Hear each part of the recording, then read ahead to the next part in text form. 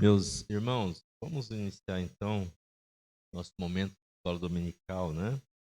E a gente só quer lembrar de que domingo que vem nós não teremos escola dominical, tá? Então, próximo domingo não teremos, os irmãos poderem ficar aqui pensando que tem que votar, então já a gente vota, né? E também sábado tem uma programação especial com jovens, né, Lorival? Sábado, né? O horário é o mesmo de normal, né? Só uma programação especial com jovens, sábado. Ah, não sei se. Acho que é só lembrar isso, né? Lembrar. E domingo à noite nós temos o culto especial da reforma, né? Então, sábado, programação especial com jovens. Domingo de manhã não haverá escola dominical e domingo à noite culto normal. Só que nós vamos estar explorando o tema da reforma. Será um culto conjunto com a Igreja Luterana. E nós estamos pedindo para os irmãos trazerem duas coisas, né? Primeiro, um prato de doce salgado para depois do culto a gente fazer uma confraternização com as duas igrejas. E quem puder trazer também uma oferta, e uma oferta não precisa ser assim grande não, R$ 2, R$ 5, no máximo 10, tá? Porque nós vamos abençoar o pastor que vier pregar aqui, dando uma oferta para ele, para ajudá-lo aí na despesa de combustível. Quem vai estar pregando aqui será o pastor Jabes. O pastor Jabes, ele é pastor da Igreja Central de Americana e capelão no Mackenzie também. Então ele vai trazer a mensagem, a palavra, o coral daqui vai cantar, o coral da Luterana vai cantar e nós vamos fazer um culto, né, pensando na reforma. Eu falei com o pastor Jabes para ele explorar o tema a importância ou a contribuição da reforma na vida emocional. A intenção é que a reforma veio para libertar a gente da opressão das leis, opressão da crenças, né? Crenças, crendices populares, vamos dizer assim, né? Infelizmente, nossa época parece que volta um pouco essas crendices, né? Populares. E a reforma, ela na época, ela ajudou isso e espero que ela ajude hoje também, né? Então, não sei como é que ele vai explorar, mas eu sugeri para ele explorar esse tema e ele disse que estava bem. Então, vai ser provavelmente nessa linha que ele vai trazer a mensagem, tá? Então, só lembrando, traga uma oferta, R$ 2, R$ 5, R$ 10 para a gente passar para o pastor Jabes. E é assim, você entrega para mim, eu vou pôr dentro do envelope, não vou contar nada, vou pôr dentro do envelope. Aí no final do culto a gente pega a oferta que o pessoal da Luterana trouxer, que vai dar para o pastor da Luterana, e a gente junta, não conta nada, não vai ficar, vai dar para ele assim, falar, olha, isso aqui é uma oferta nossa para te ajudar na despesa, tá? E traga um prato doce salgado e outra coisa também, né, que lembrei agora de sopetão, alguns irmãos estão um pouco inseguros por causa ah, de ser a eleição, de estar um tema muito polarizado e alguns extremos de ambos os lados, né? Então tem algumas pessoas que estão inseguras, mas venha para o culto assim mesmo, não se preocupe com isso. Venha para o culto, participe, sem ficar encanado, né, com essa questão de querer saber quem ganhou, quem perdeu e com medo disso ou daquilo. Venha, participe do culto. O culto iria acontecer de qualquer jeito, né? Não é que não iria ter. Apenas a gente está aproveitando, já que está perto da reforma, para a gente poder explorar o tema da reforma. Mas se você se sentir inseguro para vir, também fique em casa, também está tudo certo. Como diz o Lorival, está tudo certo. Tá bom? É importante a gente poder vir e participar com liberdade, sem apreensões, tá? Vamos passar a palavra para os irmãos do louvor, para a gente ter esse momento de adoração, né, ao nosso Deus.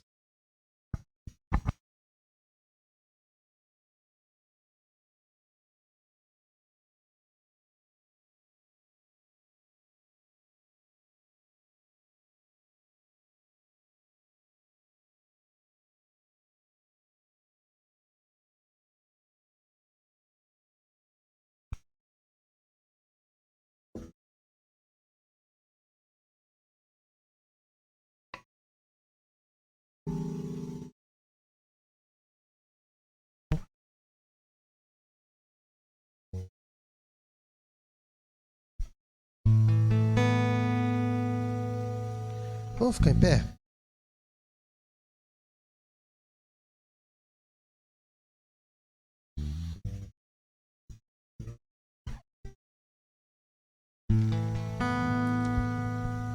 A Bíblia mostra para nós um Jesus que é a estrela da manhã.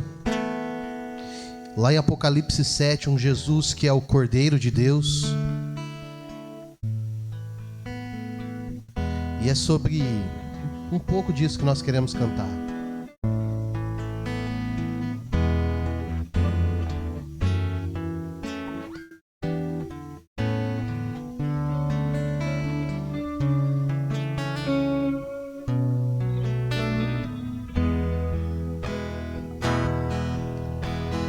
És a nossa estrela da manhã, Cordeiro Santo que nos trouxe a paz. Em tuas mãos está todo vencer, resposta a todo aquele que clama.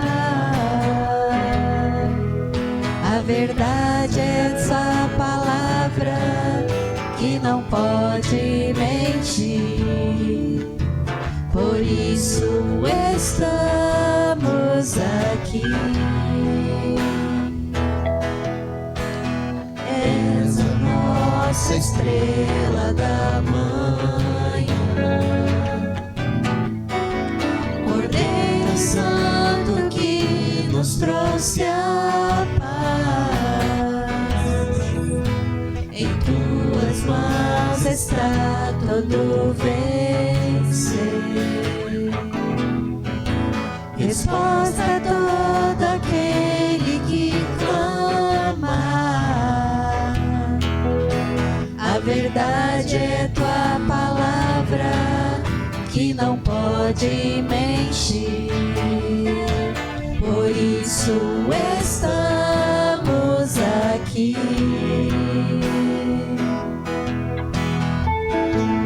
Te louvamos, ó Senhor, pelo teu imenso amor.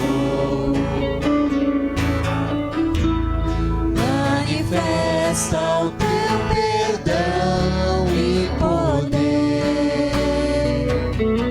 e assim vamos te adorar para sempre.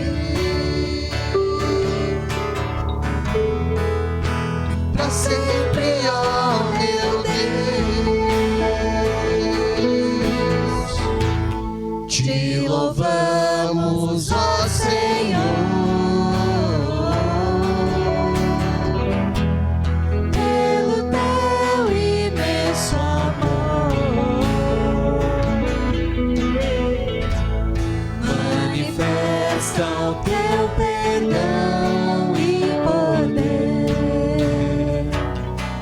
e assim vamos te adorar para sempre.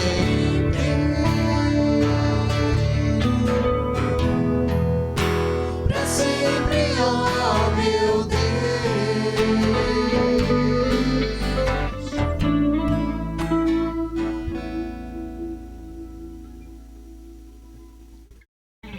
Feche teus olhos, nós oraremos mais uma vez. Pai, o desejo do nosso coração é te adorar com tudo que nós temos, com tudo que nós somos, te adorar na beleza da tua santidade, te adorar pela obra de Jesus Cristo sobre as nossas vidas, te adorar porque o Senhor tem nos dado família, emprego, saúde, vigor, disposição, te adorar porque o Senhor se faz presente na nossa rotina, no nosso dia a dia, te adorar porque o Senhor tem sido a melhor pessoa da nossa vida e da nossa caminhada, Pai. Te adorar porque o Senhor tem influenciado a maneira como nós enxergamos o mundo, como nós vemos tudo à nossa volta. Te adorar porque o Senhor é a razão de tudo. Nós oramos em Jesus, nosso Senhor. Amém. Durante esses últimos dias, nós, com jovens, estamos lendo Provérbios. E um dos versículos que tem em Provérbios fala da questão do sorriso, a questão do rosto, a questão de uma alegria que transparece na face, né? E eu tava fazendo um contraste hoje, viu, Marli? Porque eu cheguei e tava com o rosto fechado aqui, né? E daí a Marli já falou, ó, ele não acordou ainda. Era quase verdade. Mas essa canção nos lembra que a alegria está no coração de quem conhece a Jesus. É importante lembrar que não é na casa, não é no carro, não é no dinheiro, não é... por enquanto ainda pode falar de política, né? Não é no partido político, nem no candidato XYZ. É só semana que vem, viu, irmãos? A nossa alegria está em Jesus. Nós precisamos lembrar disso. Precisamos lembrar o nosso coração disso. Constantemente. Conhecer a Jesus é a melhor coisa que pode acontecer na nossa vida e na nossa história. Então, o nosso desafio é cantar com alegria, sim. Cantar com alegria, sim. Jesus nos deu um novo dia, um novo despertar e um novo tempo. Então, nós vamos cantar, bater palma e nos alegrar nele. Eu lembro de uma frase, vocês não conhecem esse pastor Antônio Luiz João, vocês não conhecem, tá? Mas ele diria assim, que se Jesus não for o seu descanso, nada mais é, né? Então deixa eu parafrasear esse pastor. Se Jesus não for a sua alegria, nada mais é. Nada mais é.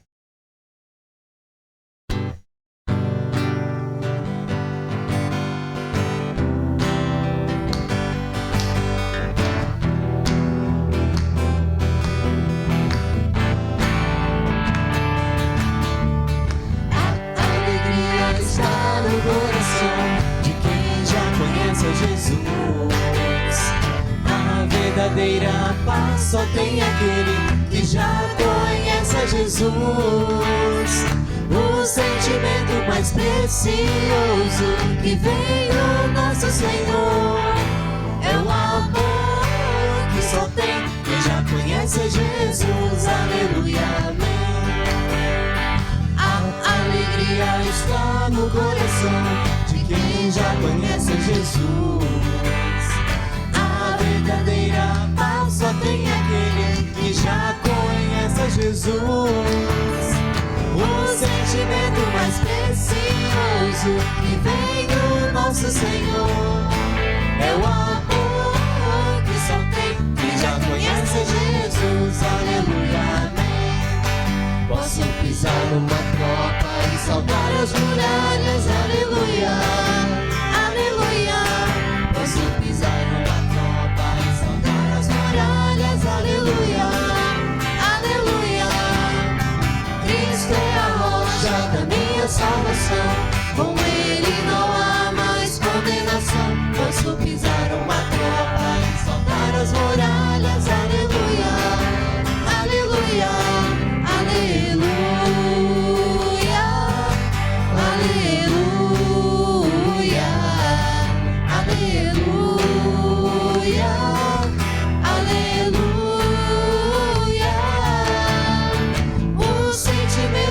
Precioso que vem do nosso Senhor é o amor que só tem e já conhece a Jesus. Aleluia, amém.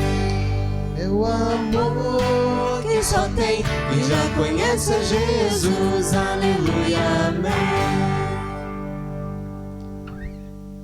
Nem se assente, a não ser se essa for a sua classe, né? Se não for, você já pode ir para a sua classe.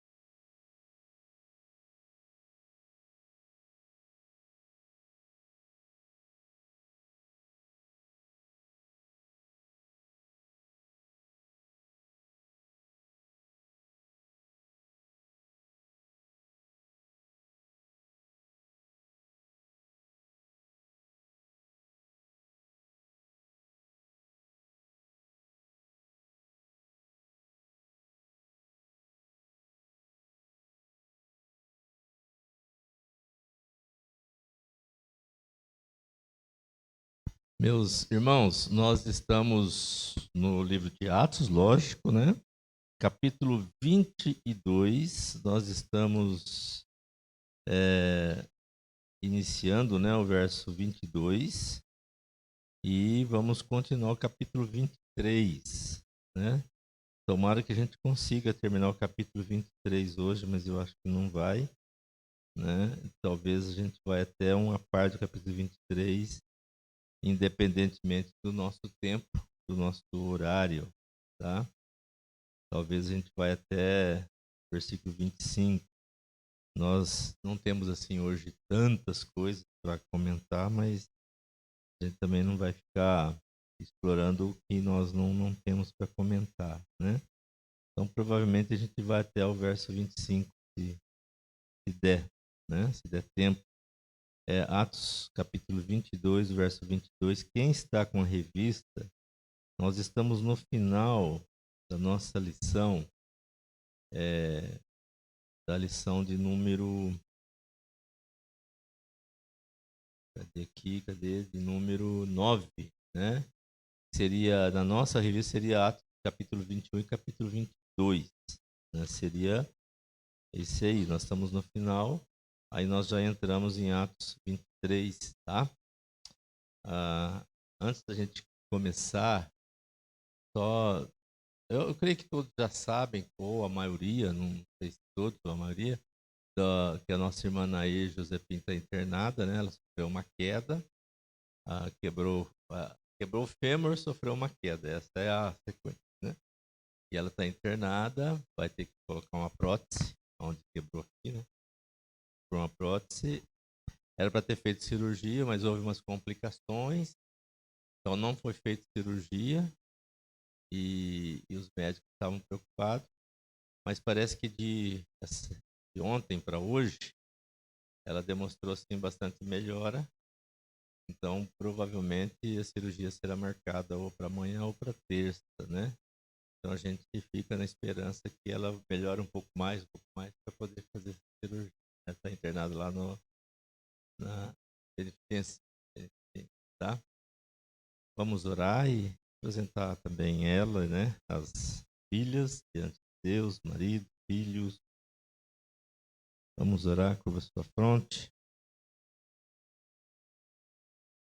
Pai, nós apresentamos diante do Senhor a nossa irmã Nair, que está internada, esperando uma cirurgia. Juntamente com ela, a gente intercede pela Marlene, pela Eliana, Danielzinho, o Dair, pelo seu Daniel também, Senhor, e clamamos que o Senhor esteja ministrando na vida deles, trazendo refrigério, trazendo, Deus, a calma no coração deles nesse momento de preocupações, de tristeza, e que o Senhor esteja glorificando o teu nome, tanto na vida da irmã Nair quanto na vida de sua família, Pai.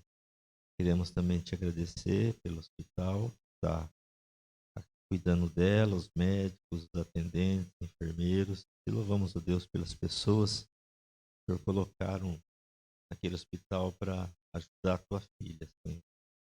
Abençoa, Deus, todo o tratamento que está recebendo e permita que todos que entrarem naquele quarto sintam a tua presença. Sinta ali, ó Deus, que o Senhor está junto, ministrando, Pai. Obrigado, Senhor, por esse momento também aqui junto com os irmãos, poder ler a tua palavra, compartilhar.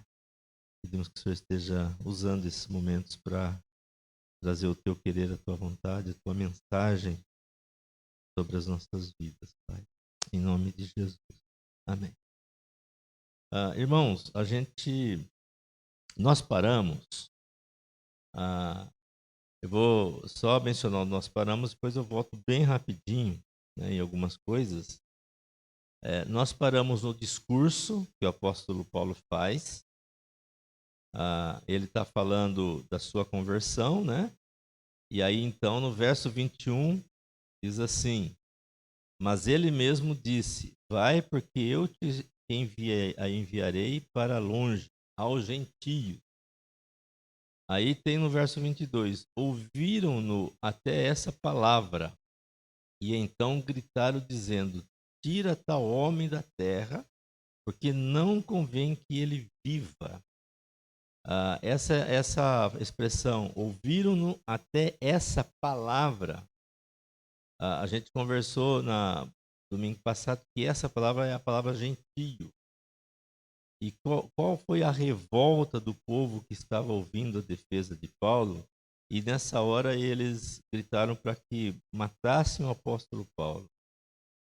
E diz o verso 23, ora, estando eles gritando, arrojando de si as suas capas, atirando poeira para os ares. Quer dizer, a coisa ficou tão tumultuada, né? E tão sem controle que as pessoas batiam os pés no chão, jogavam as suas capas no chão, então levantava a poeira, né? Então a coisa ficou assim numa situação incontrolável por causa dessa palavra que Paulo falou, gentios. Então eu queria assim, por causa disso, lembrar, né? Qual é a revolta? Só porque usou a palavra gentio, né? O discurso estava indo tão bem, estava fluindo tão bem. Paulo estava conseguindo se expressar. De repente, ele perdeu o público que ele tinha e o pessoal ficou revoltado. Porque essa palavra gentio trouxe tanta revolta.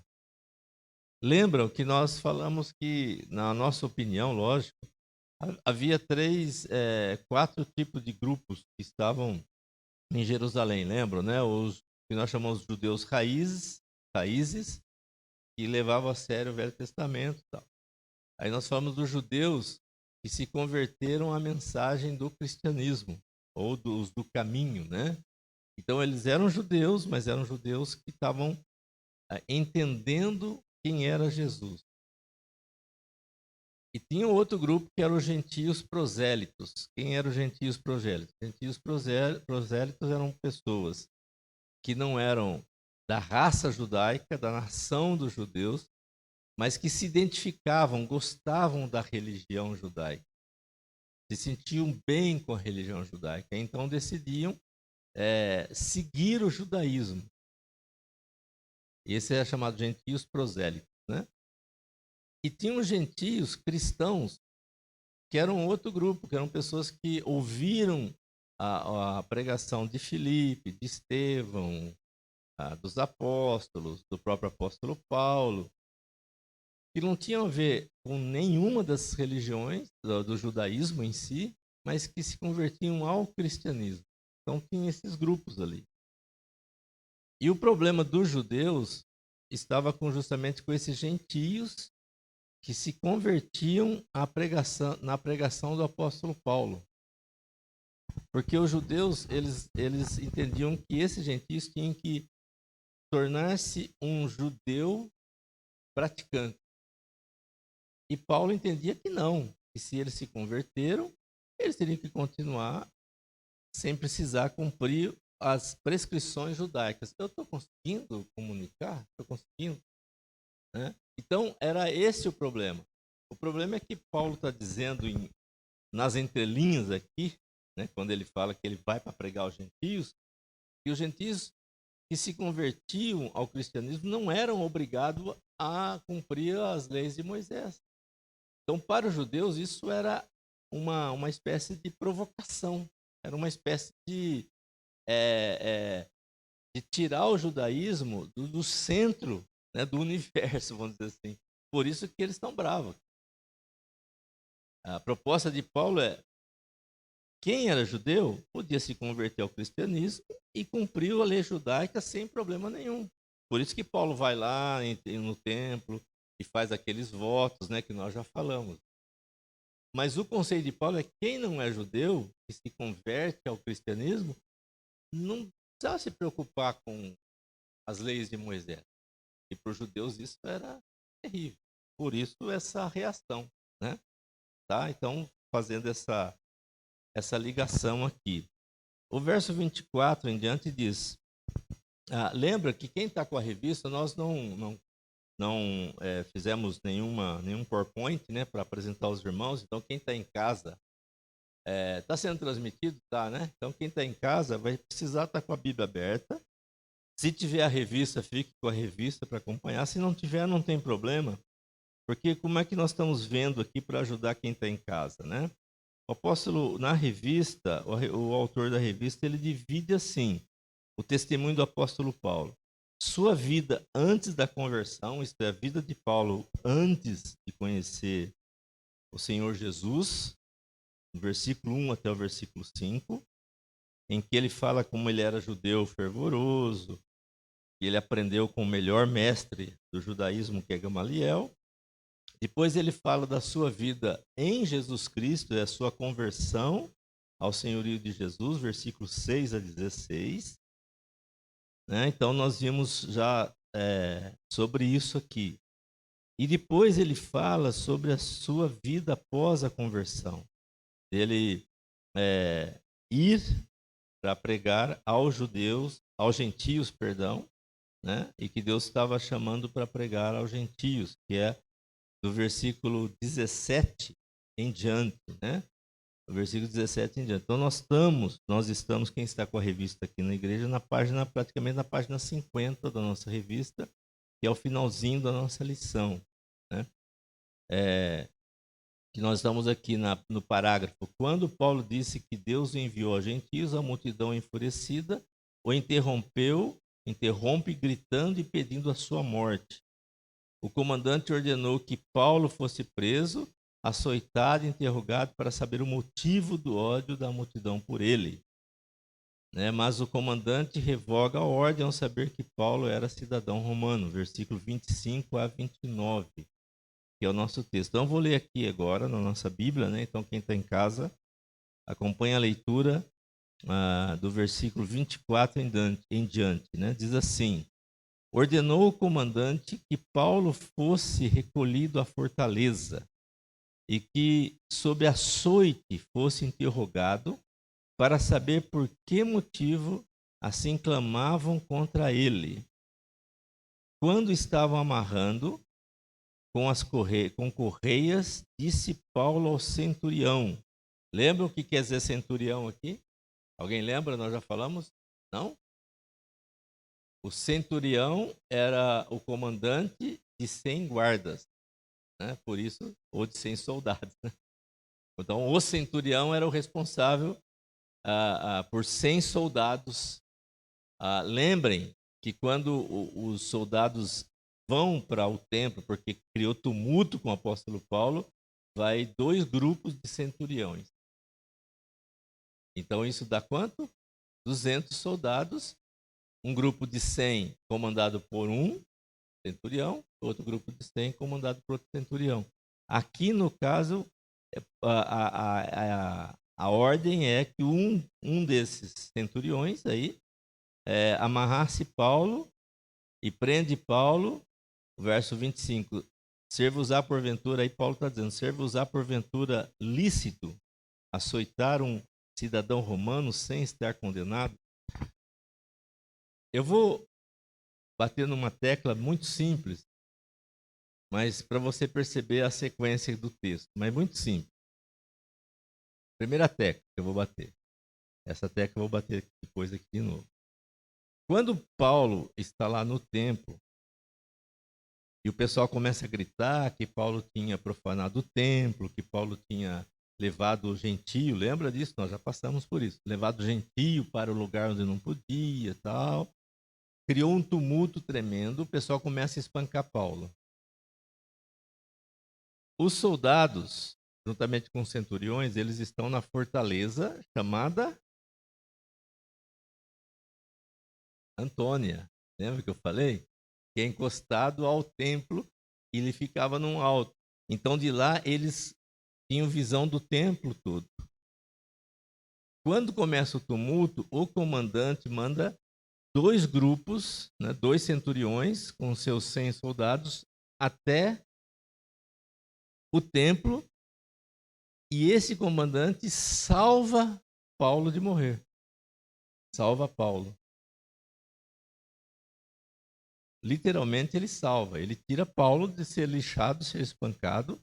Lembra que eu até falei que das duas umas, ou eles começaram a passar Paulo por cima da multidão, carregando Paulo por cima, ou eles abriram aquela multidão, né? Fizeram uma espécie de cintura de segurança com os soldados, com os guardas, porque o pessoal queria matar Paulo.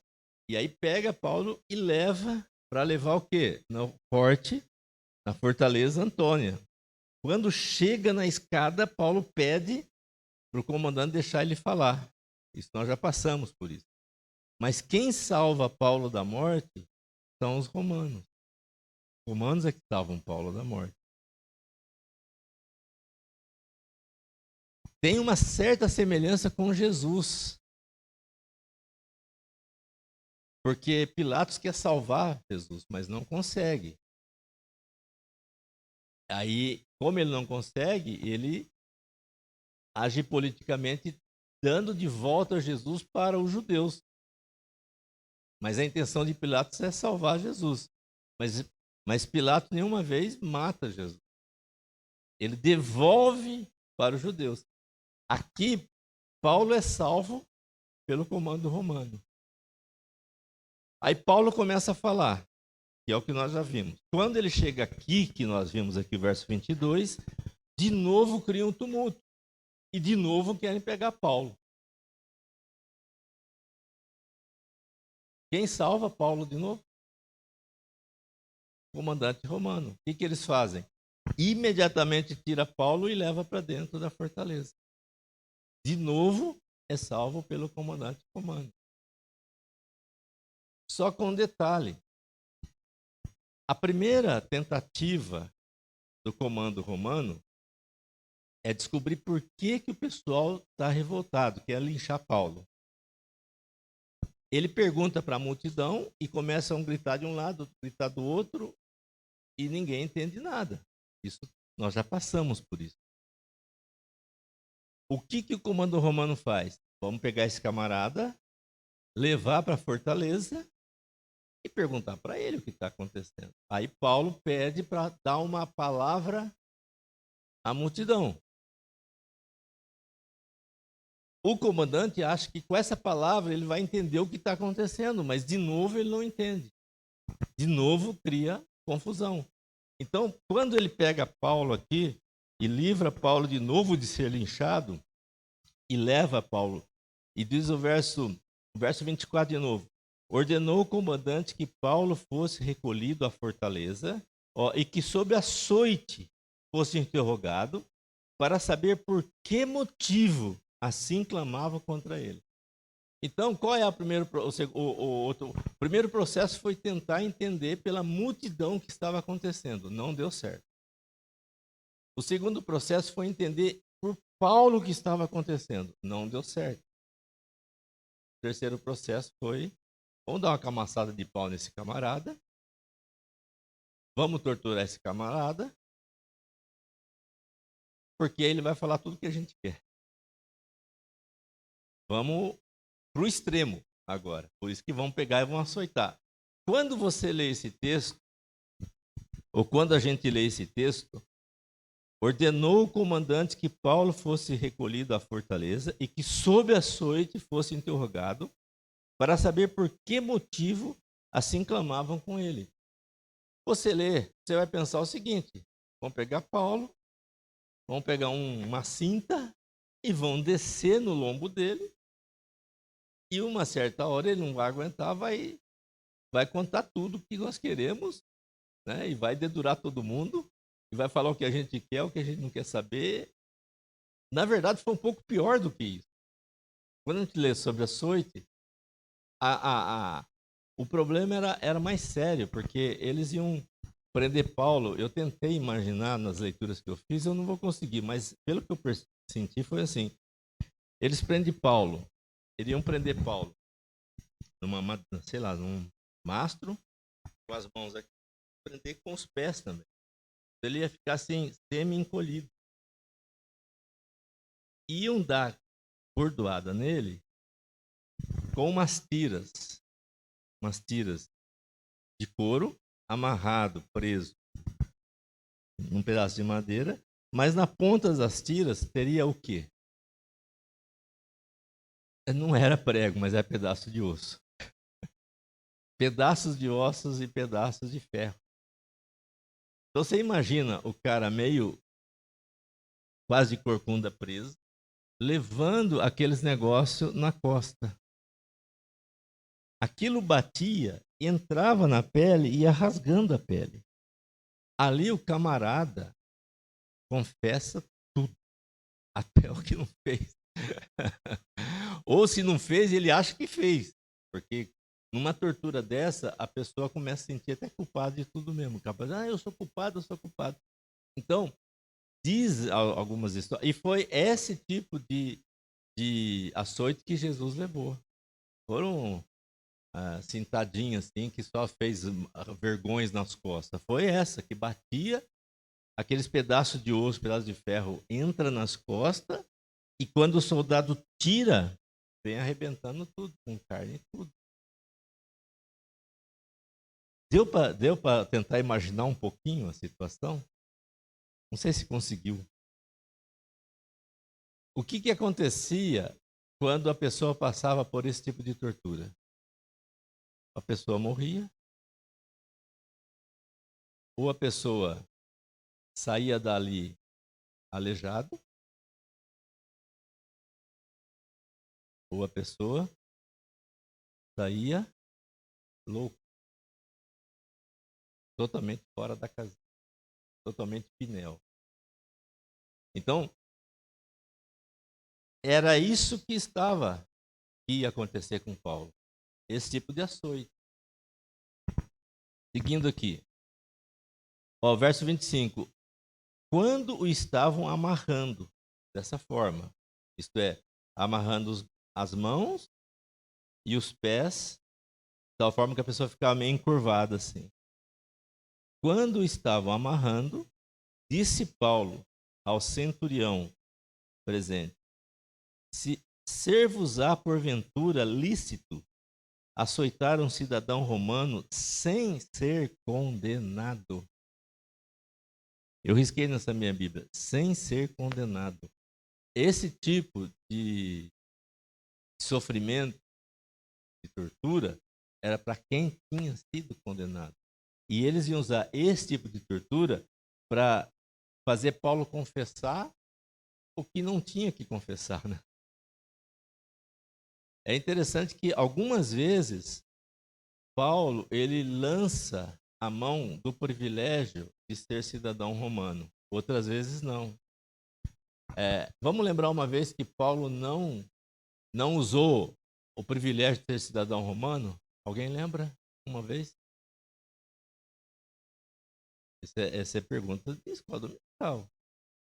Atos 16, ele está numa prisão, batem nele, é preso, ele começa a cantar, louvar. Lembra desse texto? Não lembra? Ele começa a cantar, louvar, dá um terremoto, a prisão se abre, o guarda quer se matar. Aí Paulo diz, não faça nada, estamos todos aqui. É isso? Não lembram desse texto? Vou ter que voltar tudo. Vou começar de novo, capítulo 1. Dessa vez, ele foi preso. Talvez não foi com essa intensidade toda que seria aqui. Foi amarrado só os pés, parece. Ele e Silas, né? Paulo e Silas na prisão. Só se eu estou com Atos 16 na cabeça, se não for. Eu imaginei até que alguém abrisse Atos 16. Né? Esse foi uma das vezes que Paulo não usou o privilégio de ser romano. Mas teve uma outra vez que ele usou. Ele foi preso. E aí descobrem que ele era romano. Isso eu não lembro que capítulo que está agora. Mas o Marcão, ele sabe. São Paulino sabe tudo. Né? Ele foi preso e aí o pessoal descobre que ele era cidadão romano. O que mandam? O que o comandante faz? Solta ele, manda embora. Todo mundo, ó, quietinho, bico calado. Lembra disso? Bico calado, solta ele, senão vai sobrar para nós. Ele é cidadão romano?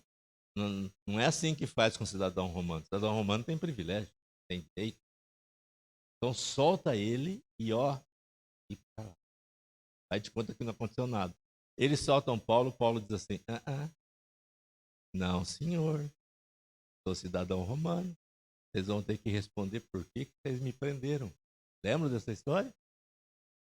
Então a gente tem algumas coisas interessantes que passam. Aqui, nós não sabemos assim as motivações, mas o Paulo percebeu que o negócio pegou pro lado dele. Ou ele resolveu a situação ali.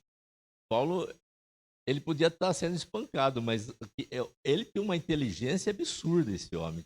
Esse homem, assim, humanamente falando, tirando Jesus, vamos dizer assim, que era uma pessoa fora do comum, humanamente falando, uma pessoa fora do comum de inteligência, de facilidade de pensar, de soltar as ideias, é Paulo. Quando ele percebe que o negócio ia pegar para ele, pá, jogou a carta do cidadão romano. Né? Ele, pá, eu sou cidadão romano, como é que vocês vão me prender? Vão me torturar, vão rasgar as minhas costas e eu não estou condenado de nada? Aí vem a história, né? E vem seguindo aqui. Vamos lá? Verso 26. Ouvindo isto, o centurião procurou o comandante e lhe disse: que estás para fazer? Porque este homem é cidadão romano. Vindo o comandante, perguntou a Paulo: dize-me, és tu romano? Quer dizer, perceba, a primeira surpresa desse comandante. Paulo disse para ele assim: eu posso falar? Lembra disso? Aí ele, mas você sabe falar, hein? E Paulo fala em aramaico ou em hebraico, né? Ele fica espantado. Agora de novo ele é surpreso. Mas também você é cidadão romano? Né? Aí ele para. Vindo o comandante, perguntou a Paulo: dize-me, és tu romano? Ele disse: sou. Agora que vem uma coisa interessante. Respondeu-lhe o comandante: a mim me custou grande soma de dinheiro este título de cidadão. Disse Paulo: pois eu o tenho por direito de nascimento. O que está acontecendo aqui? Ser cidadão romano naquela época era ter carta branca, era ter privilégios. Então todo mundo queria, parece green card da cara.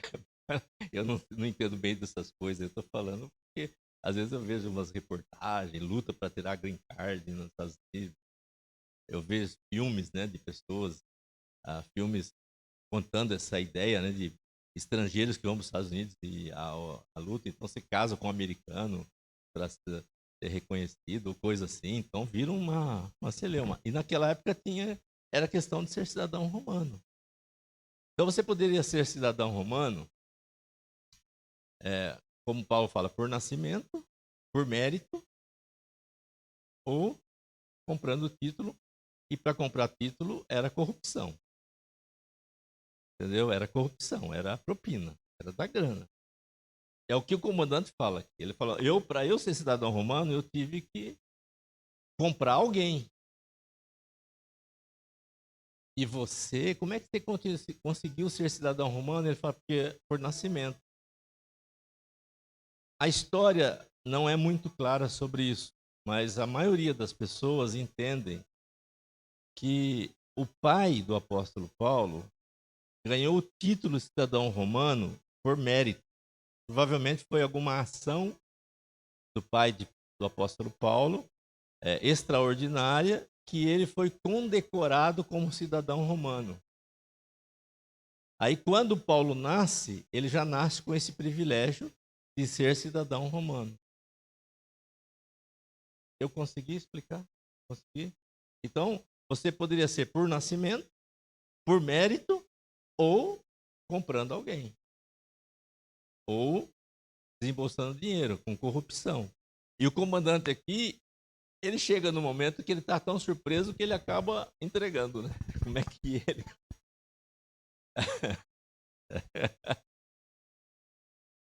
Provavelmente foi isso, né? E eu fico imaginando Paulo, né? Eu sou por nascimento. Não precisei comprar nada, não precisei fazer corrupção. Eu sou por nascimento. Ó, que legal. Eu preciso fazer um parênteses aqui, não tem nada a ver com a história, né? Até comentei com o Patrick, ele pregou Atos 26 domingo, né? Que alguns historiadores dizem que Paulo é a vingança de Deus contra os judeus, né? Dizem, né? Mas isso aí é uma questão de historiadores, né? Porque Paulo vem e estabiliza toda a religião judaica com as pregações dele. E era um judeu, não era uma outra pessoa de uma outra nacionalidade, né? Então, e que se converte ao senhorio de Jesus e desestabiliza toda a religião judaica da época, né?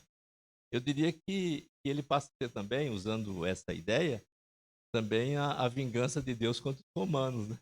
Porque, de repente, é um cara que também é romano, é judeu e romano. Então desestabiliza tudo, né? Aí seguindo o texto aqui, imediatamente se afastaram os que estavam para o inquirir com açoites. O próprio comandante sentiu-se receoso quando soube que Paulo era romano, porque o mandara amarrar.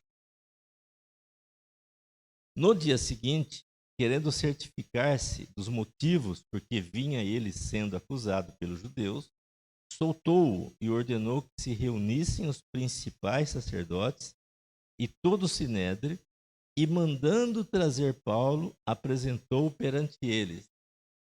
Quando você lê assim, despercebidamente o texto, você fala, mas soltou ou não soltou, né?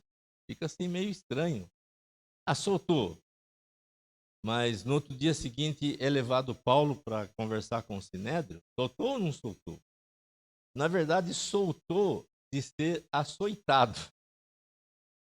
Soltou de passar por aquela situação desumana, mas não soltou da prisão.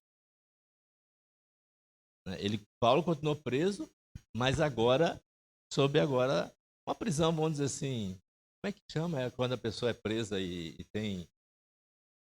Não, quando a pessoa tem graduação... Tem um nome, tem uma prisão especial, né? Para quem tem curso de universitário, essas coisas aí e tal, tem uma prisão especial para esse pessoal, né? E é essa prisão que ele fica nessa prisão especial. Ele não é preso para ser açoitado, ele apenas está preso, tá? Com certas regalias, mas está preso. Aí vem o capítulo 23. Agora nós vamos entrar na lição de número 10, Atos, né? Capítulo 23, lição 10. Eu acho interessante. Depois eu volto, se der tempo, na introdução da lição 10, tá? Vamos seguir o Atos 23, se der tempo eu volto na introdução da lição 10, que eu acho interessante essa introdução. Vamos lá. 23. Fitando Paulo, aí ele está no Sinédrio. O que é Sinédrio? Alguém pode me ajudar? Sinédrio, o que é Sinédrio? Eu fiz um paralelo, assim, bem distante de Jesus com Paulo aqui, mas é bem distante esse paralelo, tá? Quer dizer, o poder romano não quer livrar Jesus, não consegue, mas devolve o pepino para o sistema judaico. O poder romano livra Paulo por 2 vezes, mas o que faz agora? Joga o pepino para o sistema judaico. O que o comandante faz? Quem vai ter que resolver essa questão não sou eu, são os judeus. Então, no dia seguinte, ele chama o sinédrio e fala, olha, trata com Paulo aqui a situação. Só que ele fica junto com o guarda de centuriões ali. Ele fica ali. Sinédrio é o grupo, são a liderança judaica que precisa gerenciar toda a nação judaica na área religiosa. É a liderança judaica que está junto com o apóstolo Paulo aqui agora, e que agora eles precisam ouvir o que o apóstolo Paulo tem a dizer. E o comandante está ali junto para tentar descobrir a razão de todo aquele problema que veio na cabeça dele, porque se ele não resolver, né, lá em Roma, na capital romana, ele será punido, porque não se aceita tumulto aonde Roma domina. E está acontecendo um tumulto ali. Bom, então vamos lá.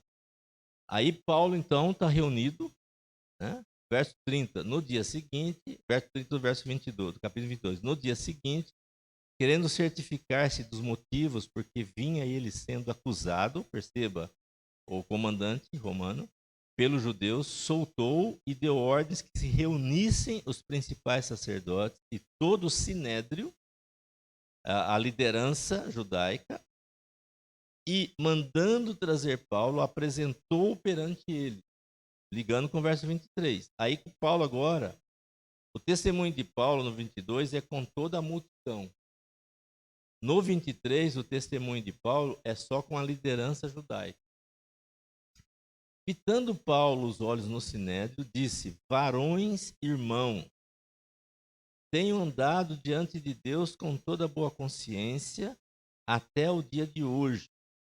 Então ele começa falando que ele vive diante de Deus, que ele está consciente, que ele não está, diante de Deus ele está tranquilo, ele não cometeu erros nenhum, ele tem uma boa vida diante de Deus, por isso que ele fala até o dia de hoje, né? Não o nosso dia, o dia de hoje deles ali, né?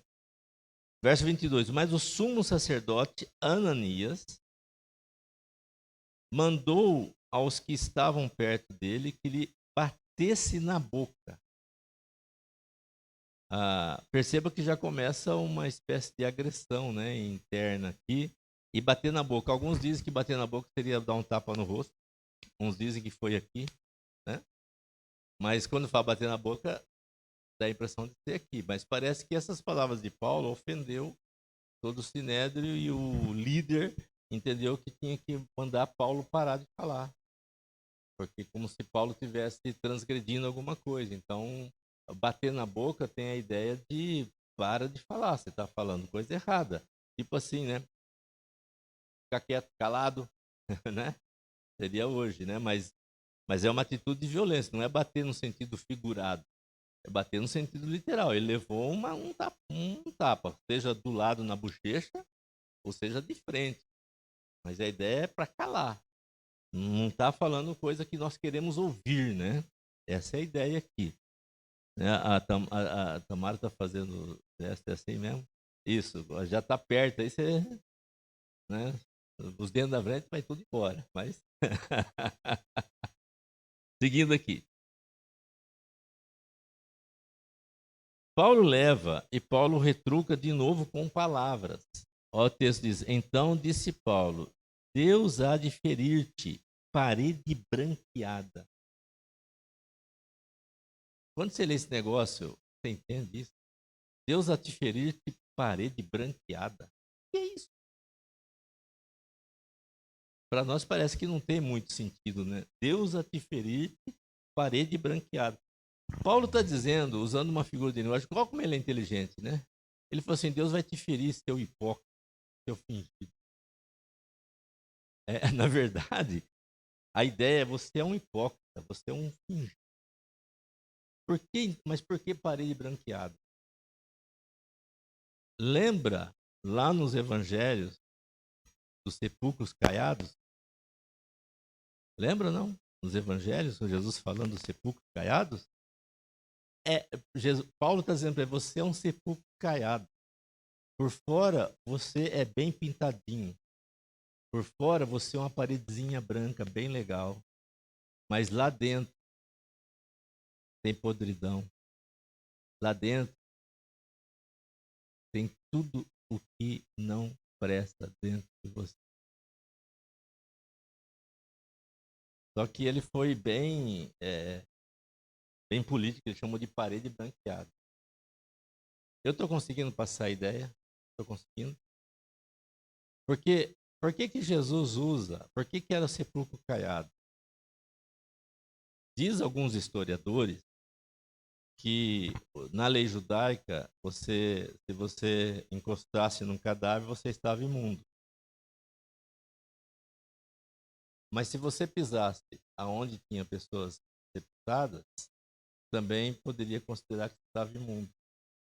E como não tinha cemitérios como nós temos hoje em dia. Então, aonde tinham pessoas sepultadas, eles pintavam de branco, para você saber que ali tinha um cadáver. Por isso, sepulcro caiado. Então, aqueles lugares que tinha pintado de branco, você sabia que você tinha que cortar a volta, para você não ficar imundo. Aí Jesus fala que muitos são sepulcros caiados, porque é pintado por fora de branco, mas por dentro só tem podridão. Então, quando Paulo fala seu parede branqueada, é seu sepulcro caiado. Você é podre por dentro. Perceba. Eu vou voltar no verso 23 de novo, só por... Então lhe disse Paulo, Deus há de ferir-te sepulcro, parede branqueada. Tu estás aí sentado para julgar-me segundo a lei, e contra a lei manda agredir-me. No Velho Testamento era proibido fazer o que o Ananias fez, o que esse sumo sacerdote fez. No Velho Testamento era proibido fazer. Então, eles criticam Paulo de não cumprir a Torá. E perceba isso, quando mais critica, não estou dizendo que as pessoas às vezes não criticam com razão, mas normalmente quem mais critica é o que mais faz de errado. Normalmente. Né? E aí, seguindo o texto, né? O verso 4. Os que estavam ao seu lado disseram, estás injuriando o sumo sacerdote de Deus? Respondeu Paulo, não sabia, irmão, que ele é sumo sacerdote, porque está escrito, não falarás mal de uma autoridade do teu povo. Perceba que Paulo, quantas horas nós temos? 32. Nossa, eu pensei que eu ia terminar esse pegado. E até der tempo, tem uns 10 minutos para conversar. Acabou o tempo. Deixa eu só concluir então. Perceba, é isso que eu queria que a gente percebesse. O pessoal critica Paulo de não obedecer a Torá, o Velho Testamento, o Pentateuco. Porém, Paulo levava mais a sério o Pentateuco, a Torá, do que esses que criticavam ele. Perceba que Paulo pede perdão, falou, eu não sabia que você era sacerdote. Porque na Torá dizia que não podia. Tinha que respeitar o sacerdote. Então, Ananias, como sumo sacerdote, desrespeita as orientações da Torá. Paulo, que era criticado por desrespeitar, respeitava, ele pede perdão. Agora, dizem os historiadores que essa fala de Paulo é uma profecia que cumpre-se na vida de Ananias mais tarde. Deus castiga esse camarada mais tarde. Eu não me lembro agora, se eu achar alguma coisa na história, eu passo para os irmãos. Não domingo agora, no outro domingo. Mas quando Paulo diz aqui, então disse Paulo, Deus há de ferir-te, parede branqueada, Deus fere esse camarada. Mais tarde, não sei quantos anos depois, mas isso que Paulo fala se cumpre. Né? Eu consegui passar para os irmãos, nós vamos continuar a partir daqui, mas eu gostaria de voltar na introdução da nossa revista, que diz assim, providência de Deus nas missões. Aí ele vai trabalhar um pouquinho a doutrina que a nossa igreja tem sobre providência de Deus. Eu queria, assim, ler e comentar rapidamente essa introdução, né? E aí, então, voltar de novo aqui, a partir de agora. Tá? Agora, observe aqui no texto, se você for ler em casa, que no capítulo 23, de novo, pela terceira vez, o comandante livra Paulo de morrer no Sinédrio. Pela terceira vez. Mas isso aí é assunto para novembro, né? Primeiro domingo de novembro. Tá bom? Hoje à noite nós temos culto, né? Então, já nos preparar desde agora, né? Para o culto, desde esse momento, para o nosso culto da noite, né? Vamos orar? Patrick, você ora para a gente, para nós encerrar.